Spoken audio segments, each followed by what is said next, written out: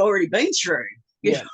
Yeah. It was just the best time to be alive. It really was. And then by the time, I mean, I sort of really started slowing up by 2000. I was kind of tired. Yeah. And by 2003, a dance floor scared me. Yeah. Whereas I only ever used to play the dance floors. I didn't play in the hotels. I played because I found if I played in the hotels, I'd send them all out to the dance floors. Yeah. So I was no good for business. Yeah. But then that kind of reversed around because I took a couple of years off, went up to Mullumbimby for a little while, and then came back to Sydney. And I picked up residency at Columbian, which was fine because I didn't have to fill a dance floor. Yeah. Yeah. And then it got to the point where all this urine's coming underneath the DJ box door, and there's some guy urinating up against the door. And I just thought, you know what? I've done this for so many years now. Mm-hmm. I don't really need to be doing this. And so I packed, when I finished my set, I packed up, went downstairs and said, and that was my last set. And that was my last set, and walked, and that was that. I think there comes a time in your career, I've done that in many clubs before, as much as I love the residencies, once you make that, you're standing there and you go, what am I doing here? And you question yourself and you go, I think this is it for me. I'm better than this. I'm better than this. And I've been around for so long. Mm-hmm. I don't need urine coming underneath the door at me, you know. Absolutely. Because some guy thinks it's okay to piss up against the bloody door, you know. Exactly. Yeah, exactly. So, that was pretty much how it went. And then from that point on, it was just very, very, you know, hardly anything bit here. No, they took all the turntables out of clubs. Let's face it, everything started changing dramatically with digital. You know, and I worked at the last Central Station store in Marion here in South Australia, and it was at the time where CDs were mostly predominant, and then iTunes came. And I think that was when we closed the doors. iTunes come along and digital was out, and it was really, vinyl was not selling at all. All the clubs had taken out their vinyl. CDJs came in, most of the clubs, even ARC at the tail end of 2000. They lost the creativity once that happened. There was no creativity anymore, and it all been completely taken away, removed. Yeah, you know, when people come up and ask you to play something and you say you don't have it, I used to say, because I don't have a semi-trailer outside with all my music. That's correct, yes. And you know, they'd say, I've got it in the car, I'll go get it. Yes, they'd have a CD in their car or some shit. Yeah. They say, have you got anything good? You know what I used to say? I left all the good things at home. Oh, I hate that. Oh, no, I just used to tell them, I know I've left all the good stuff at home. And that was my stock standard answer. Didn't matter who it was to. My other question is, I've been trying to figure out how that came about, how we actually contacted each other in the first place, because we went through a phase there where we didn't really even have mobile phones. But I think the time I worked at the midnight shift with you, for you that morning, we did have a small mobile phone. I think you were either texting me or you had called me to see how the gig went. And I was still playing that morning. And that was the illustrious. I couldn't believe you were still playing. It's like, no, you finish at 12. You finish at 12. Nobody's taking over from you. You just pack up and leave. I believe it was about 1 o'clock, and I started. Yeah, you were like living it, I think. No, I wasn't. I was just trying to tell you, Lexie, I've run out of records and the place is fucking jumping. I think I had to start playing all the B-sides because I only could take 2 crates. Yeah. Do you remember what year that was? It was a big recovery weekend, if I remember. It was like after a big major weekend, and like the shift was packed, and it would be packed all day. But it was like one of those things where you had said to me, I'm going to do the Mardi Gras party. I won't make it to the recovery. Can you do my shift? I'm like, yes, no problem. And I think that weekend, if it was the same weekend I'm thinking of, I had done like 75 hours of DJing that weekend. I'd started on the Thursday night and finished on Gigi and Andrea's recovery. You to pick up 6 hours. No, I loved it because you know what the strange thing was? Is no one knew who I was. So in that club, they were expecting you to be there, and they'd come running up and they go, who the fuck are you?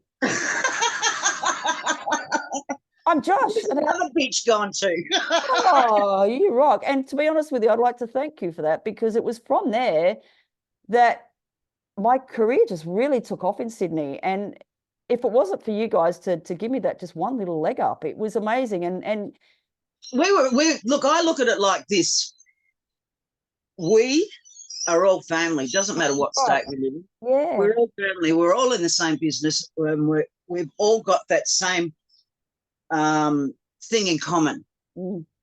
And I would help anybody. Yeah. Anybody I would help. Yeah. And it's just the way things. But that's the way that things were, weren't they? Yeah. Today, it's not, because there's not many jobs around anymore. You know, they're using these bloody computer video things, and doesn't cost them anything, or hardly anything. And so DJ sets are few and far between. So there's not that many available to people. Yeah, and they don't play anymore either. Some of the big names have pre-records anyway. You know, it's just really sad to see. It's like put on a CD and just walk away, because that's what it sounds like. And, you know, Paul Goodgie, I love Paulie. Yeah. I used to go up to him to say, I'm going to bump that turntable if you don't get out of that mix, because he would have his mix going for so long. I'm going to bump that turntable.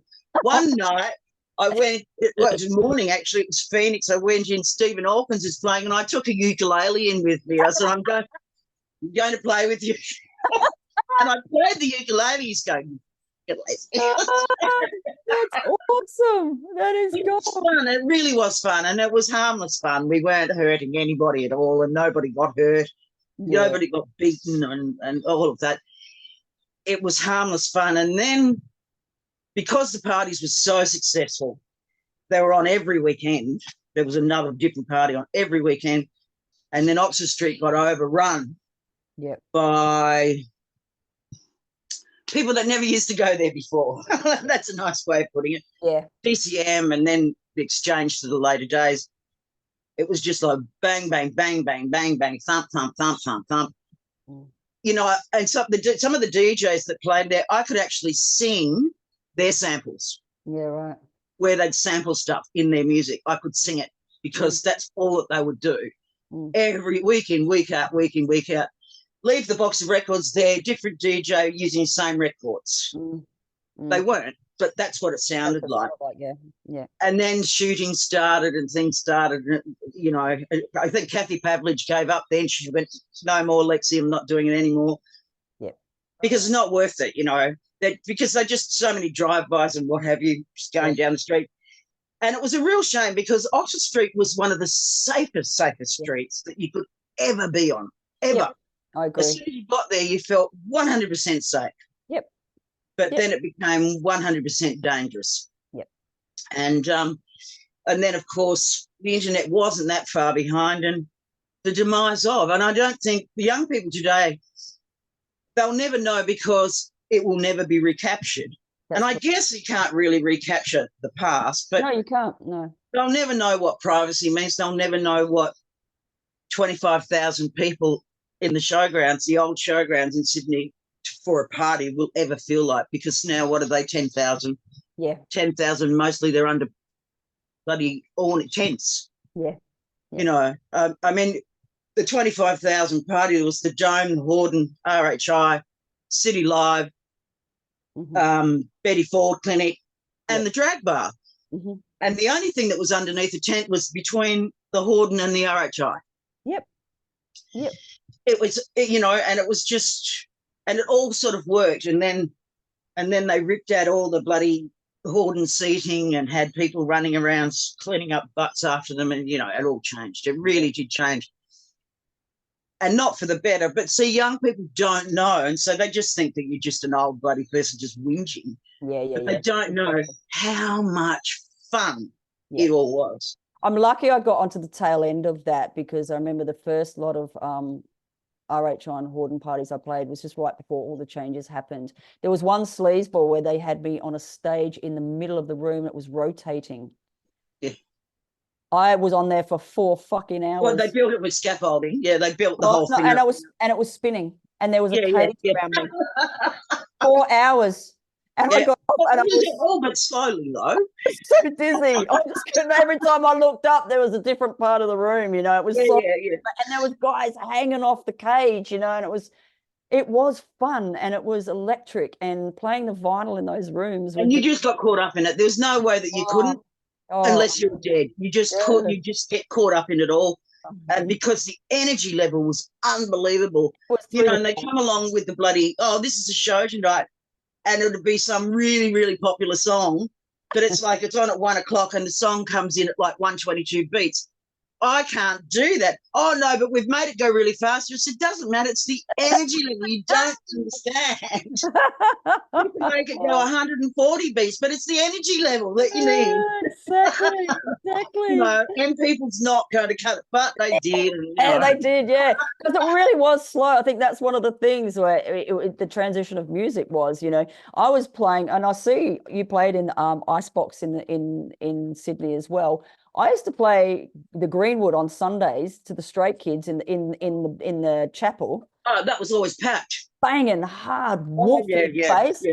Then I'd go off to Kellett Street to the Icebox and play, real ripper hard house, like clanging to all the Icebox heads. And then I'd get in a taxi and take a box of records to Arc Sydney to a bunch of gay boys and just do mega, mega uplifting trance. And that was the scale back then. And see, that was the difference between male and female DJs. Especially, I can't talk for the straight scene. I just can't. But I'm talking for gay. That was the difference between the women and the men DJs. The men had a style, and they would stick with that style. They wouldn't move out of that style, and unless it had these beats. One DJ, Stephen Blomfield. I mean, unless it was a Motivate mix, he wasn't playing it. And that was all there was to it. It had to be Motivate. I used to throw in those Motivate tracks in my sets as well. Like every now and then you go, I feel a bit girly tonight. What are we going to do? Random. I mean, that was his crate was full of Motivate. And if he had to move out of that, he wouldn't be able to. He wouldn't know how. Some DJs would come along with this many records. Yeah. That's my set. And it's like, what happens if they don't like it? No.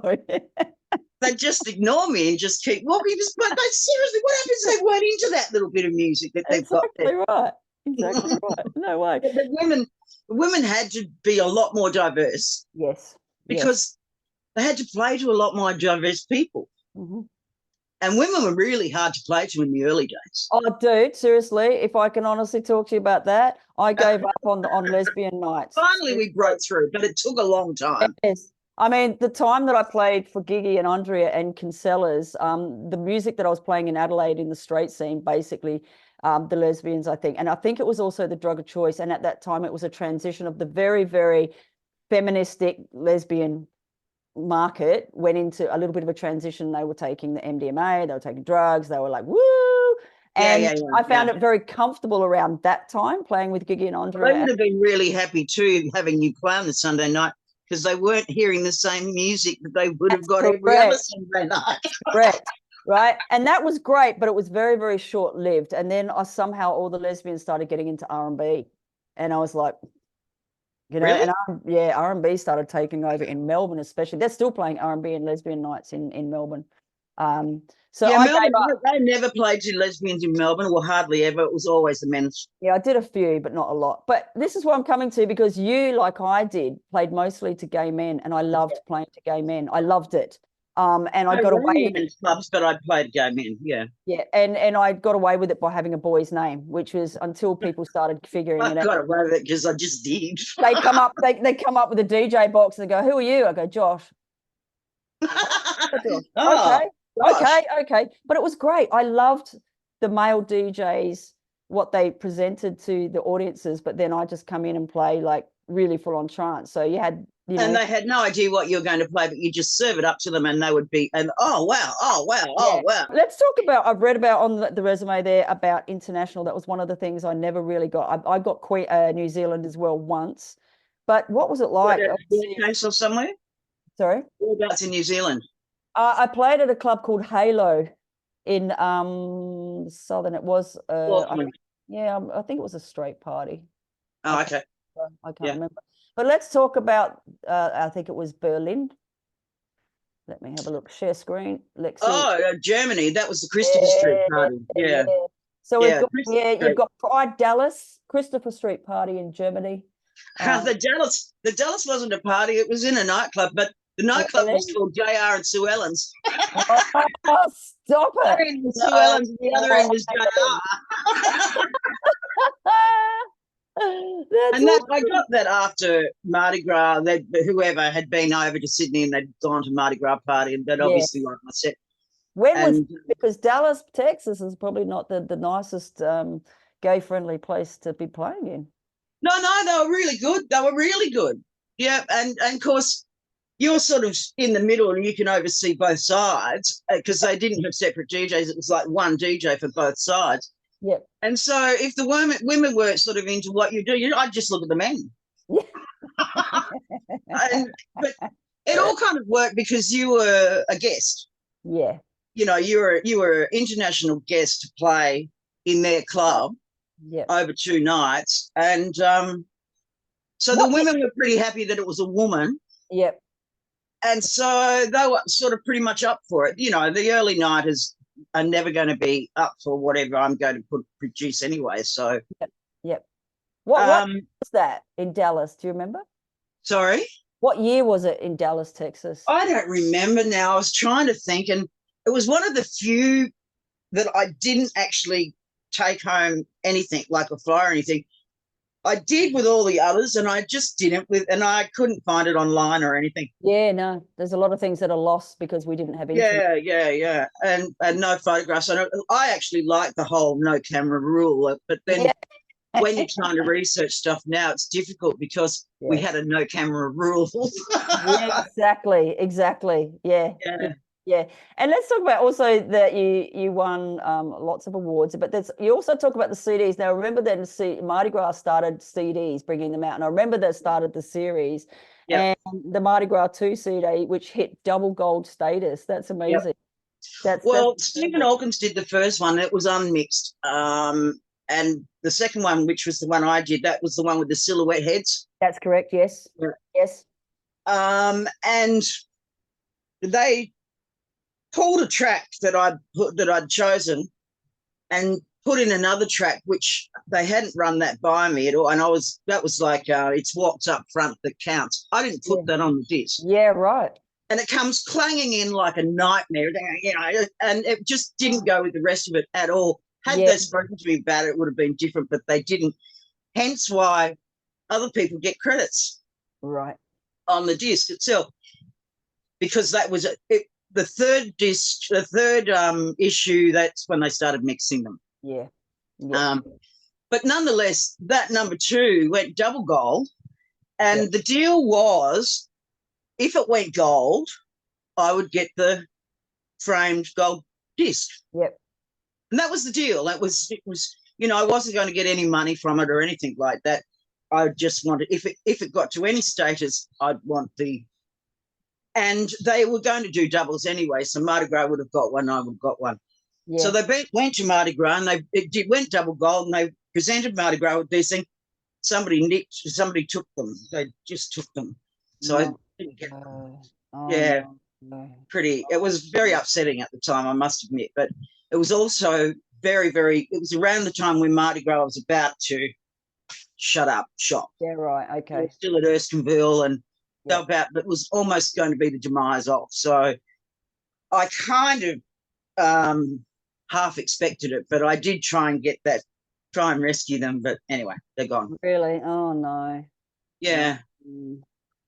So I remember that time, it was around about 1994, wasn't it? That CD, 94, 95? Yes, yeah. Because our Mardi Gras collective had put together, we'd been running lick parties to raise money to put our first float in the Mardi Gras parade. We were so excited when that CD came out. We were just going. Which CD? Mine? Or the first one? Yeah, mine. It was yours, the double plate, the one with the shadow silhouettes. Yeah. I got my copy. Like, we all had copies, and I do. It was through Sony, wasn't it? Sorry? Sony Music. Did they put the? Yeah, through Sony. Yeah. That's why, because they were giving us promos, and we were doing the I just said back in the day we would do CD releases. You know, we'd do a free giveaways and we'd promote the CD and yeah. Well, they had me out Fair Day signing them outside the Oxford Hotel. There was some trestles set up, and they were all for sale. And oh wow, signing them. Wow, that's amazing. Yeah. So was, you know, again, another fantastic experience. Another experience that I remember it really well. nobody else will. But I will. It's just not the same, like with iTunes music and all that sort of stuff. It's sad because it's all gone away, you know. Yeah. And as you said, it's probably the 2000s and the 90s were the best years of our life. Absolutely. Yeah, they really were. Yeah. It's when different music was coming out. It wasn't all the same robo music. Yep. There was, you know, every so often something would drop and it would just be absolutely sensational, you know. When Inner City first released Big Fun or Big Fun or Good Life, you know, they were just, it was just this instant floor filler. Don't tell me you don't dance to stuff you don't know, because these tracks just filled the dance floor immediately. You know, there was none of this, I don't know this song. They were on the dance floor. It was just what the song did to people. And People was another, you know, that was another track when, you know, the first time you played it, people ran onto the dance floor. It was piano. Dude, everything that I had, it was all piano. You go through my piano, the best piano riffs ever that were created, you know, ever in that time. Yeah. So we were very lucky, as I say. We had great music, and that was before, you know, let's remix this song for the 155,000th time, you know.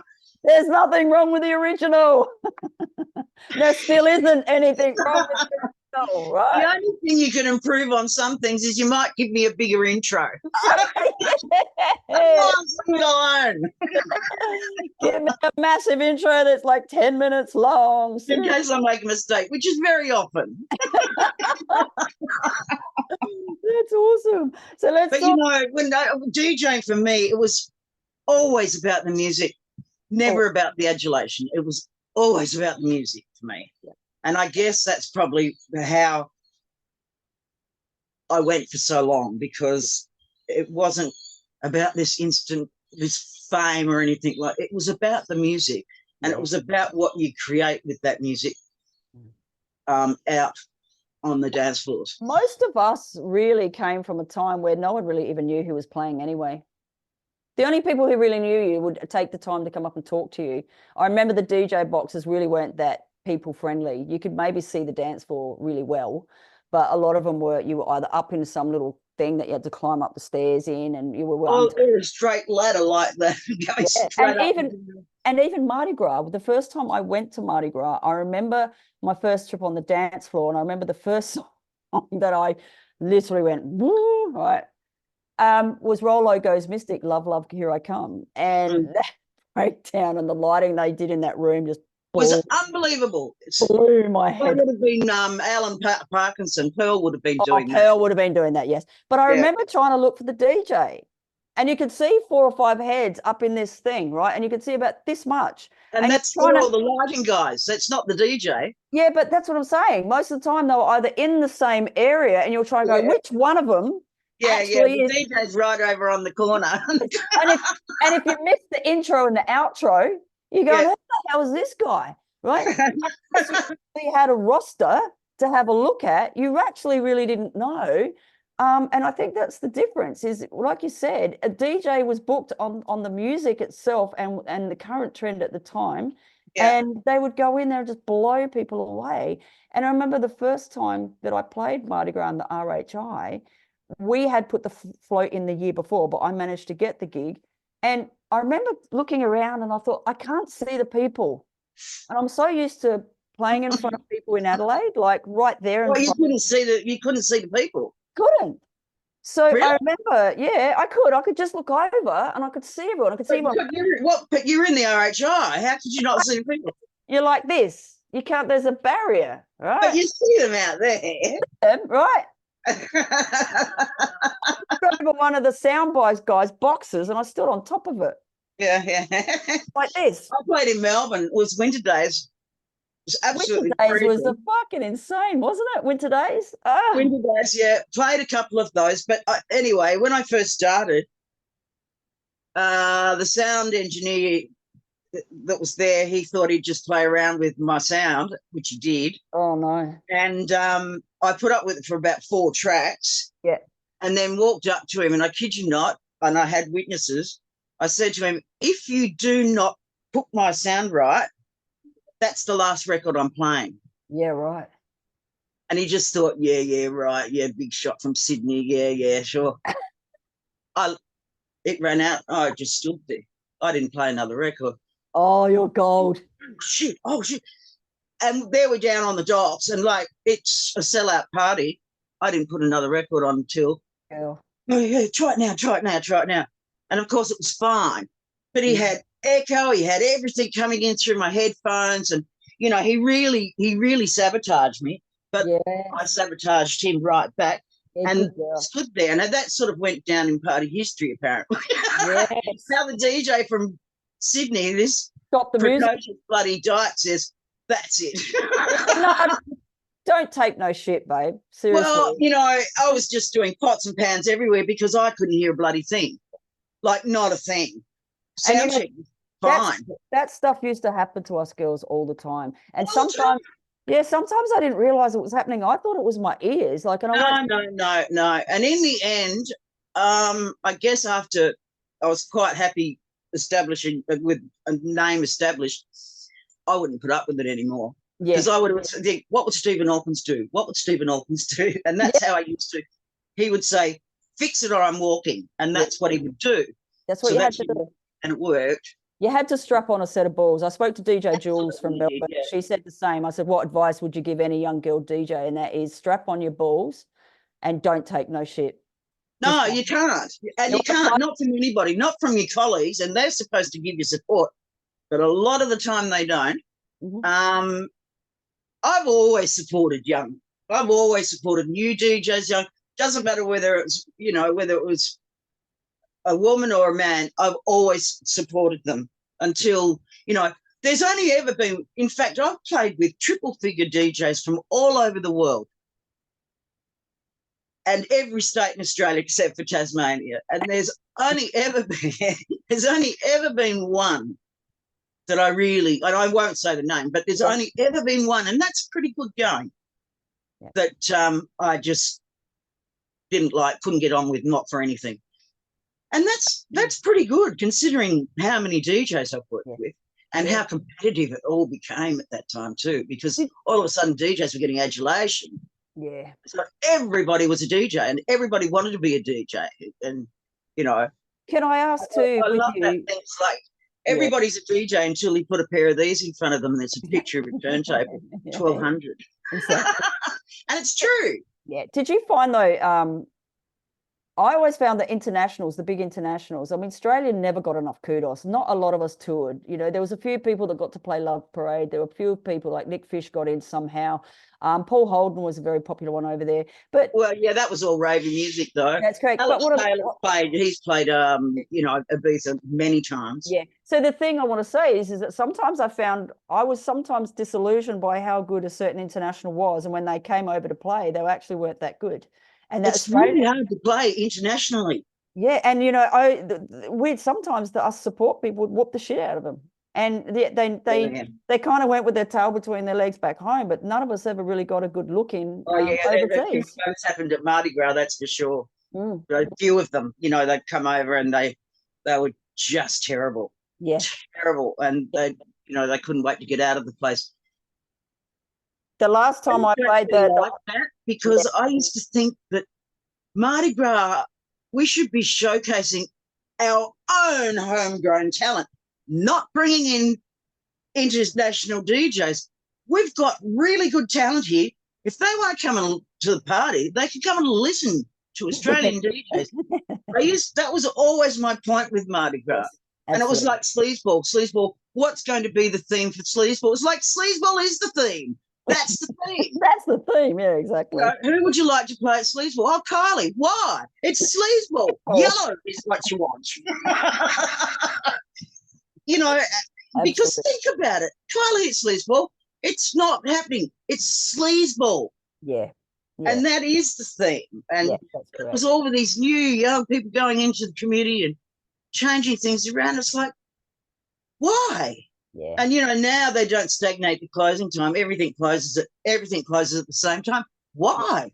If you start closing things down at 7, 8, 9, 10 o'clock, then you've still got one full room at the end. Yes. If you just leave everything going until right now, there's nobody left. Yeah. Yeah. I don't understand the reasoning behind these things. There has to be reasoning, and there was a lot of changes, and I feel really bad because even when I came in on the scene, the only reason why I got Mardi Gras in the end was because of the work that I'd been doing at ARC for nearly 10 years. I've got to talk to you about ARC. Yeah, and then I did a lot through Melbourne. I was well known in Melbourne, and like you, I was voted one of the most popular interstate DJs to come and play in Melbourne. I had worked so hard on my career nationally that I think that there was a point in time where I felt like I did deserve, and I would never have got that gig otherwise on apart from merit. And I did really put a lot of Sydney DJs' noses out of joint, and I feel really bad about that. But don't, because it wouldn't matter. But There's always and they're always the same group of DJs that would just bitch, and that's what they used to do. And I copped a lot of flack. I know I won't say which Mardi Gras it was or which DJ it was. That would have stemmed out of ARC anyway, or most of that. Yeah, and I had to play the main set, and the person who used to play the main set had to do the warm-up. And I had done an article, and they said, what's your top 5 you're going to play in your 4-hour set? And I put my top 5 in the paper and, said, thanks for the little interview. And then right before my set, I'm standing down there getting my records ready, and DJ played those 5 records. Of course. And then the last record they played. I wish you had have called me. I would have bloody set you right with all of these questions. I swear to God, I would always throw in clangers. People would, what's this? They'd go into the record shops and say, can I have every one of these, please? And the guys would ring me and say, Lexie, what's this song, blah, blah, blah. So it doesn't exist. Never give them your top 5 or your top 10. No, but what I'm saying is that person saboed me. Yeah. I know. They wanted to ship me off. And I'm like, you know what? That doesn't work, And then when I'd go to my set at said club and I was on next, they'd have the full floor. And then the last song, they'd play something so bad, it cleared the floor. And I'm going, you're just looking like a dick. Yeah. And I could probably name at least 3 of them that would do that sort of thing. Yeah, but probably. They were all probably had residencies at ARC because ARC seemed to create that monster. But ARC, Ray, he was putting ARC together before it got open. Yeah. And I was doing the opening night in the main room. Do you remember what year they opened? No idea, because I didn't do it. Yeah, right. I'm trying to figure out the timeline. No, I don't remember, because when I got there, and I didn't know anybody, there wasn't anybody, and I asked where Ray was, because Ray had put everything together, and he'd staffed it all, he got the shows, got DJ, Ray had done all the work. And they said, oh, Ray's no longer with us. Oh. And I said, what do you mean he's no longer with us? We had to put him off yesterday. Oh, no. So they used Ray for all his contacts and for everything. Opening nights here, it's imminent. They put him off the day before. So you know what I did? I turned around and walked. I said, well, you don't have an opening DJ and you've got like 5 minutes to get one, because I would always be about 5 minutes before I was due to start. And I walked. And I didn't go back into that nightclub for years after that. And they actually even phoned. At one stage, they wanted to give me a residency downstairs. And the guys, whom I'm sure you're talking about, put on such, but then that's, oh no, she sabotages equipment, she pours drinks over mixes if she doesn't like them, and all of that sort of. Oh yeah. And they actually phoned Stonewall and asked, does Lexie Bradfield, she's been playing there since you opened, has she ever broken any equipment or sabotage? No. But these boys, that's what they did to stop me from coming down to play.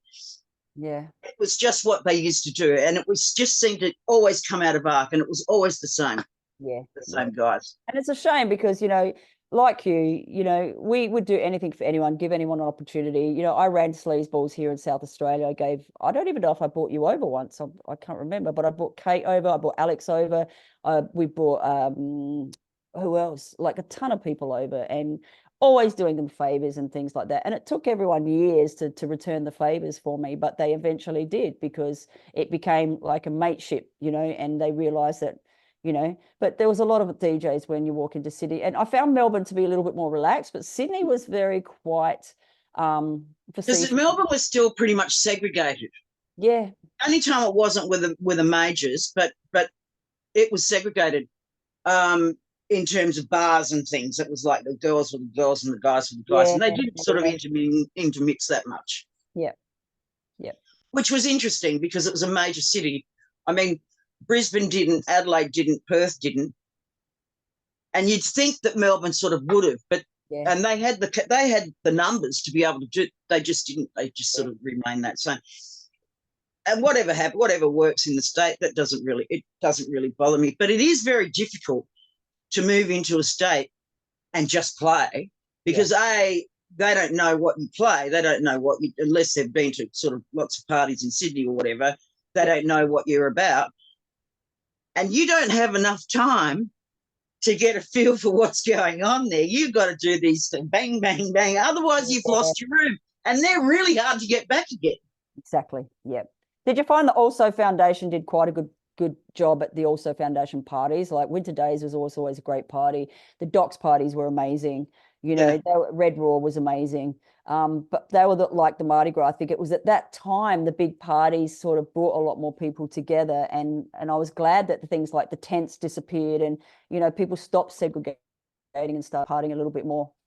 You know, and us DJs, female DJs, ended up getting some of the bigger gigs in the main parties, in the main rooms with main sets, you know, and it worked. You know? Well, it did. I mean, they didn't have as many pavilions like set up as, say, some of the city parties, but they didn't need them, you know. They'd have 2 major rooms, and that's all they needed, 2 major rooms, because they were major rooms. They were big down on the docks. You know, Red Raw is the only major party that I've never ever played. Really? It's the only one. I've played every other major party in the different states, but except for Red Raw, it sort of escaped me. I didn't play Red Raw. I played some Winter Days, but I only got the Docs party in 1999, and it was called Sin Millennium, and it was run by the Also Foundation. And I think that was one of the last parties in the Docs lands before they did the renovation. What was she? Not Tao. Yeah, no, not Tao. Well, I can't remember on the committee. There was Abby G. Abby, yeah. Okay. Abby used to be my manager. Well, she was my manager here in Adelaide, and she lived in Adelaide, but then she moved to Melbourne. Right. And I remember that last set I did on the 1999-2000. I was on I think the 6 a.m. to 8 a.m. And I remember in mid-set, everyone was still just wanging, like completely wanging. And I was playing trance, obviously very big, high energy, synths, pads, vocals. And at one point, they opened one of the side doors, the massive doors, and the sun started streaming in. Yes. I pulled out Red Sun Rising by Lost Witness and put it on, and it just went mental. It kind of picked everyone up. Because Melbourne people got music. Oh, they did. They were like, if you played something, more than Sydney, more than any other state, Melbourne people got music. And so you playing that track, right at that moment, would have known why you were playing that track. Whereas, see, most of the people in Sydney go, "Oh, this is a good track." They would have no clue. They wouldn't have put it together. But Melbourne people did. They used to get it. And that was a girl thing, right? I took as much records as I could. If this is not going to work, this is going to work. If this is not going to work, that's going to work, you know? And I think at the time, like you said, Melbourne got it, and they understood the theme, you know, they got the memo. They just would like go, "Oh my God." And I remember, and you probably would come across this, is you didn't have internet, you didn't have Facebook, but I remember bumping into some woman at the airport, and she said, "You're DJ Josh." I go, "Yeah." And she goes, "I was there at 1999 and 2000. She said, "I was having a low point in my life, and I thought I was going to kill myself. I'd lost my job." Don't you love those stories? Yeah. Don't you love them? They make you feel so good. I went to that party, and she said, "You absolutely elevated me to a place I'd never been before." And when they opened that door in the morning and you played that song, and I went, "She got it." And it was like and she said, "I want to thank you for saving my life." Don't you love those stories? You don't get enough of them, do you? Not anymore. When you get them, they're absolutely fantastic. Yeah. They make you feel like you've done something really quite special. And like Lexie, you have done something so special for the Australian music scene, and I don't think people like you are treasured enough. And I'd like to say thank you for leading the pack for women in this industry, and you've got so much to share. And I'd love to talk to you again one day more about your career, because this stuff needs to go out, you know, before some of us start leaving the planet, you know, really. Well, yeah, that was it. And I just thought the year that was to do that would have been when World Pride was here, which is why I put on such a turn. I don't blame you, really, because honestly, I believe that at some point that was the year to do it.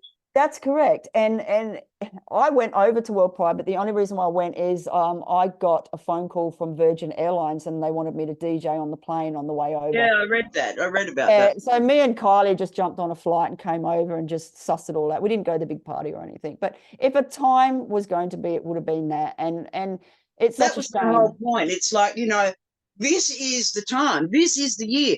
Next year's no good. 2 years' time's no good. This is the year. And they celebrated nothing for DJs, nothing.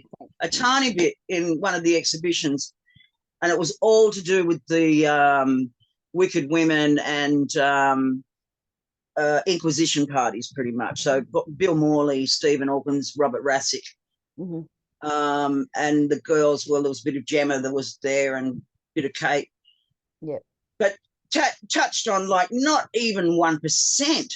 Yeah, and it was sad because the party's so damn successful because of us. Yeah, and you know what? I went to a couple of parties in small hotels. One where Kate was playing in another older period. Even Paul Goodgie was playing in this dinky little hotel, right? And I'm thinking, I'm in Sydney at World Pride, and here's Sydney's gone to sleep. And the best DJs in Sydney are sitting in this dinky little pub, no bigger than my lounge room, in a room. Sydney's gone to sleep. All the clubs, when they brought in all these lockout laws, the clubs just couldn't survive it. No, and it's the same everywhere. One after the other, after the other, after the other. It's global. It's global. It's global. Everyone's had the same problem. There's no gay scene anymore. There's nothing. You know, every scene has lost its vibrant gay community.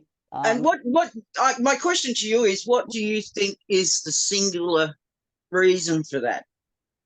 I was asked this question. I did an interview in one of the unis just after World Pride, and it was about, you know, how things had changed. And I was asked that question. So I'm asking you the question before I tell you what my answer was. All right, mate. Well, I honestly think after being in this industry for so long, I think it's mostly because of the internet and music is so accessible, and so is things like apps that, you know, hookup apps and things like that.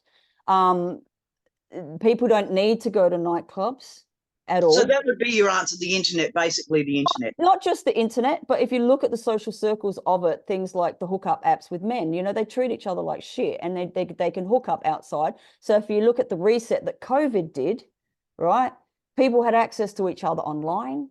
You know, there was less social activity. People couldn't go out. Then COVID came along, and that stuffed it up even more. The clubs couldn't function financially either. You're talking about music styles that are changing. You know, I don't think there's one singular thing, but there's a lot to be said about how when we were a community back in the 70s and 80s and 90s, we were a community. Like, even though we had the men and women, you know, being separate, it was still a community. And then becomes the division, and the division within the community. And now we've got the LB, GT, QT, whatever, blah, blah, blah, blah, blah, blah, blah. And I'm going, let's just do the whole alphabet. Now, I'm sure that we can find something to stand for something. Right? So I'm saying, well, I don't get that, because I'm a human. I didn't even want it to go lesbian and gay. We actually sent in a petition. I was running CJs at the time. We sent in a petition to Mardi Gras to not have that change, just to keep it. It was always Sydney Gay Mardi Gras. That's what it was. Gay was a universal word, because I came out camp, then I became queer, then I was gay, now I'm a lesbian. But, you know, so I've done this full thing. But that's how it worked. Yeah. We didn't want them to change it, because that's become segregation. I agree. And you know what, for me, I have this analogy that in every small group of people. There's the left wing and the right wing, and then there's the people in the middle that don't give a shit. And there's not enough people in the middle anymore that are neutral. We're too either heterophobic or homophobic, or just dealing with people en masse in general. And I would have hoped in my 20, 30 years on the gay community, and that's why I don't hang out in the gay community anymore, is because I'm not a letter. I'm not a number. Yeah, but where is there to hang out? There's no There isn't anywhere to hang out. Right. And if I go to Mary's here in Adelaide, which is run by a gay guy, Stephen, he set up Mary's, I go there and it's like a kindergarten, and you wouldn't even know who was gay or straight anyway, because everyone's just, whoever's pretty will be sucking someone's face, and they wouldn't even say they were gay. Does that make sense?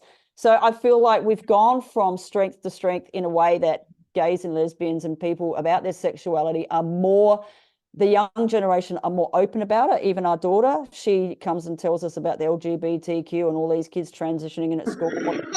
It's a topic that is talked about generally. So I think it's all very acceptable now, but I still like sawdust on my dance floors. Me too. Like and under the ground and up in the sky, anywhere but mainstream. That's correct. And I'd like to think that it's going to force some of us back into the underground and have underground parties again. I'd love it if that happened. Special invites, and it was a random thing that go, guess what? There's this party happening next week. Don't tell anyone else about it, but just get their own card that they can flick it over the thing and the door opens for them, and something special like and I'd that. really take my hat off to someone. That runs the extra dirty parties? Well, Mandy Rowland started them. Right. So if you look at that, that's you're talking. That's what's her name? I can't think of her name. I'll pull it up. But what I'm saying is that extra dirty party is exactly what Sydney's all about still, and that's good to see that still going on, because the theme is there, the DJs are there. It's the way that the community was always being. But honestly, to answer your question, there's not one singular thing, Lexie. I think that we've progressed into a time where we're not regressed anymore. It's the gays and the blacks that started the warehouse party. I think it was the end of pills. Once. Oh, absolutely, yes. And once the drugs stopped. I mean, ecstasy stopped for about 12 months in Sydney after the death of Anna Wood or something, and then they were really onto it. Oh, we've had this death, and it was a freak death, but nonetheless we had it. And for 12 months we didn't have any pills. But so you're playing to people on acid, and playing to people drunk, and you could tell every single crowd of what you're playing to, and they were all very different at the time. Mm-hmm. But when you play to a pill party, nothing like it. Exactly. Best ever. And let me tell you, when I was at ARC at the time, again at ARC, I was told I had to stop playing trance. I could still come over and play, but I had to play house and girly and slow it right down again, because everyone was taking GG. And again, there was more deaths, and at private parties. And there's no coming out of it for them, you see, if they go down. But then they'd go to the hospital, and then they'd come walking back an hour later. It's like, and St. Vincent's, well, they stopped it all because they said, we can't cope. Every weekend we've got all these bloody near to death, and then half an hour later they get up and walk out. Yeah. Because that was the nature of the drug. But see, ecstasy can never, ever be reproduced like it was produced in that day, because the oil from a tree, which is what was required, Rajneesh, I think, actually recipe'd it in the beginning. Mm-hmm. There's no more trees left to get this oil from. They've gone. They're all gone, and there's none left anywhere on the planet. Yep. So they're never, ever going to be able to recapture that pill. But that pill, it put water on the map. It put so many things on the map. Just this one pill. Well, yeah, one pill, ecstasy. And I agree, because what the drug culture, as it changed, the crowds changed, and I found it very, very difficult. I don't know about you, but I wasn't ready to change musically, but you had to, and it was and commercialism, and I think that, again, we can bottle up what we've had, but it's never going to be the same again. And I agree. No, it won't be, unfortunately, because when the critical parts of it change or are no longer, that becomes, there's a big hole there, and you have to find something to fill that hole to make it whole again. Exactly. And I just think that now when you go out, you see people. I actually did a survey up and down Oxford Street once and asked them, they had the upside down pink triangle and the pride And they were two separate things at the time. And I asked them what the triangle meant. And most of them all thought the triangle meant a safe place. So does it mean a safe place? So I don't know. I'm asking you. Look, they didn't know what that meant because our teachers, unfortunately, that whole generation have left us. They died, and the teachers weren't out there anymore. And so that made things even more difficult, I think. Yep. It just became, because you would learn things as you being out in amongst it all, and it was exciting to be out in amongst it all. It was. And then all of a sudden it wasn't. And why do you want to go out when you're not being excited about anything? Yep. You don't. I agree. And it's really unfortunate. I don't know whether anything will come along and recapture something. I have no idea. Can't tell the future. No. But I just know when the 90s arrived and the parties exploded, there was nothing else like it. No, there wasn't. And I'm so glad that you were there for it. And I'm so glad that I got to get the tail end of it. And I'm just going to wind it down because I really want to talk to you again and really structure something more about your musics and stuff like that. I want to ask you so many questions, but thank you for talking to me tonight because I've. So you think I should make a little list of music for the next time, do you, so I can remember? Yes, yes. So I'd love to speak to you again. Thank you so much. This interview has been awesome, and I'm going to pop that up for you. And thank you for being my second subject in this because, Jules, I have thank you for asking me. well. No, my pleasure. And hopefully you'll be able to share this with your friends.